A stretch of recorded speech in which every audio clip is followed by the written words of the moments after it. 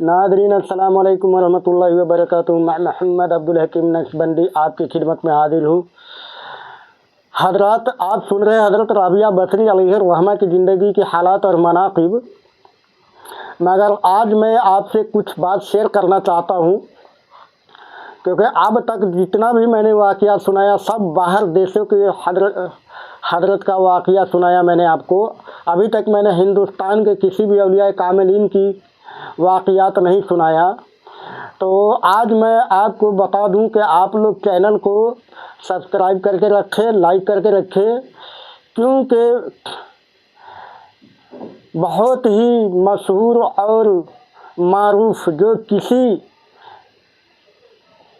तारुफ की मोहताज नहीं है, और बहुत ही जलाल जिनके बारे में सुनने में आया है, जहाँ तक मैंने भी किताबों में पढ़ा है कि आपकी जलाल ऐसी जलाल थी जो आपकी मज़ार पाक के ऊपर से या अगल बगल से परिंदा गुजरता था तो आपकी जलाल से वो परिंदा भी खाक हो जाता था, जल के ज़मीन पर गिर जाता था।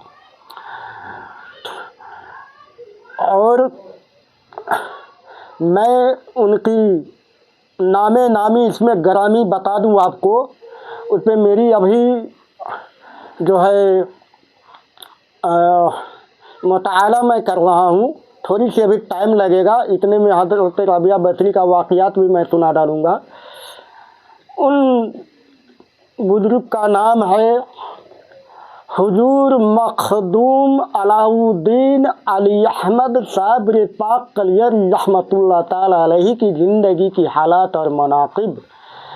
ये मेरा पहला बुजुर्गाने दिन की हिंदुस्तान की टॉपिक होगा जो मैं आपको पेश करूंगा। और माशाअल्लाह आपकी पूरी वाक़यात को सुनाने के लिए बहुत समय लगेगा, लेकिन मैं देखूंगा कि आप तक लोग कहाँ तक सुनते हैं और कहाँ तक दिलचस्पी और इंटरेस्ट रखते हैं। वो तो मुझे जब वीडियो में अपलोड करूंगा तो समझ में आ जाएगा।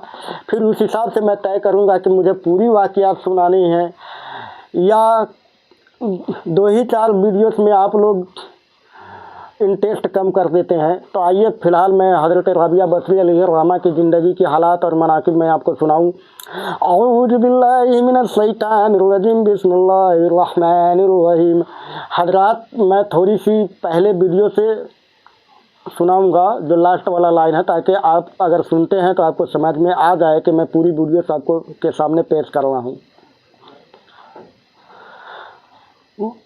मामूल यानी कि हज़रत राबिया बसरी का मामूल रहा कि दिन में रोज़ा रखती और रात भर इबादत में मसरूफ़ कर देती।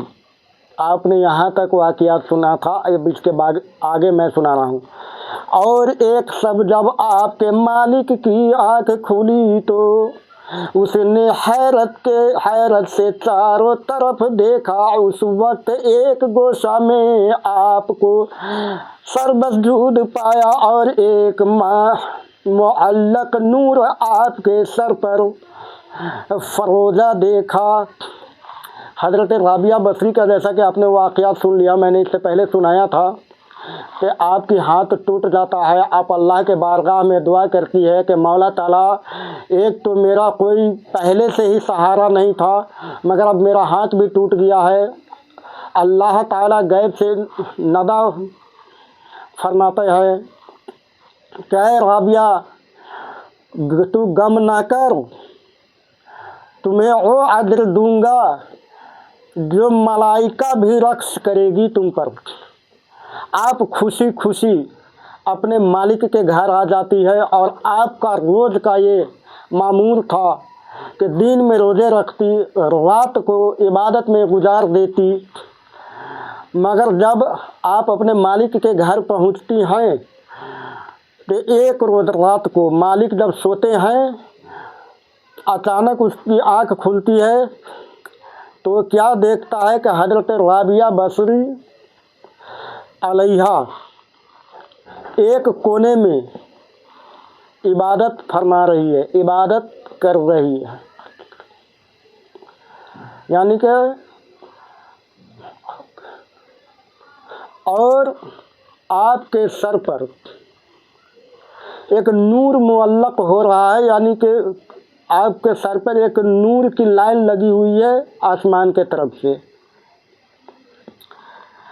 جبکہ آپ اللہ تعالیٰ سے یہ عرض کر رہی تھی کہ آپ پڑھ رہی تھی اور اللہ سے دعا میں عرض کر رہی تھی، جبکہ آپ اللہ تعالیٰ سے یہ عرض کر رہی تھی کہ اگر میرے بس میں ہوتا تو ہمہ وقت تیری عبادت میں گزار دیتی، لیکن چونکہ تو نے مجھے غیر کا محکوم بنا دیا ہے۔ رابعہ بصری عبادت میں مشغول تھی اور وہ دعا فرما رہی تھی کہ مولا تو نے تو مجھے دوسرے کے حکومت میں رکھ دیا ہے، اگر میرے بس میں ہوتا تو میں ساری زندگی تیرے عبادت میں گزار دیتی۔ یہ منظر وہ شخص جو آپ کے مالک تھا وہ دیکھ رہا تھا سارا اور سن بھی رہا تھا۔ اس لیے تیری بارگاہ میں دیر سے حاضر ہوتی ہے۔ یہ سن کر آپ کا آقا بہت پریشان ہو گیا اور یہ عاد کر لیا کہ مجھے تو اپنی خدمت لینے کے بجائے الٹی ان کی خدمت کرنی چاہیے۔ وہ جو دیکھ رہا تھا آپ کے مالک لیٹا لیٹا، یہ سارا منظر دیکھنے کے بعد اس کو ایسا محسوس ہوا اور وہ پریشان ہوا کہ اے اللہ یہ میں کیا کر بیٹھا، یہ تو اللہ کی نیک بندی ہے، مجھے تو الٹا ان کی خدمت کرنی چاہیے جبکہ میں ان سے خدمت کرا رہا ہوں، کرنی چاہیے۔ چنانچہ صبح ہوتے ہی آپ کو آزاد کر کے اس تبع کی کہ اگر آپ یہی قبول فرمائے تو میرے لیے باعث عبادت ہے۔ وہ شخص فرماتا ہے کہ میں آج سے آپ کو عبادت اپنی غلامی سے آزاد کرتا ہوں، اگر آپ چاہے تو آپ یہیں رہے، میرے گھر ہی رہے، یہ میرے لیے باعث سعادت ہوگی، سعادت ہے۔ ویسے آپ اگر کہیں اور جانا چاہے تو آپ کا اختیار ہے۔ یہ سن کر آپ حجرے سے باہر نکل آئی اور ذکر شغل میں مشغول ہو گئی۔ اس شخص کی بات سن کر جو آپ کے آزاد کر دیتا ہے تو آپ حجرے سے باہر نکلتی ہیں اور عبادت میں مشغول ہو جاتی ہیں۔ آپ سب روز میں 1000 رکعت نماز پڑھا کرتی تھی اور گاہے گاہے حضرت حسن بصری کے واعظ میں بھی شریک ہوتی۔ ایک روایت یہ ہے کہ ابتدا میں یعنی کہ پہلے ابتدا میں آپ گاتی بجاتی تھی، بعد میں تائب ہو کر جنگل میں گوشہ نشی ہو گئی۔ پھر جس وقت سفر حج پر روانہ ہوئی تو آپ کا ذاتی گدھا بہت ضعیف تھا اور جب آپ سامان لاد کر روانہ ہو چکی تو وہ راستے ہی میں مر گیا۔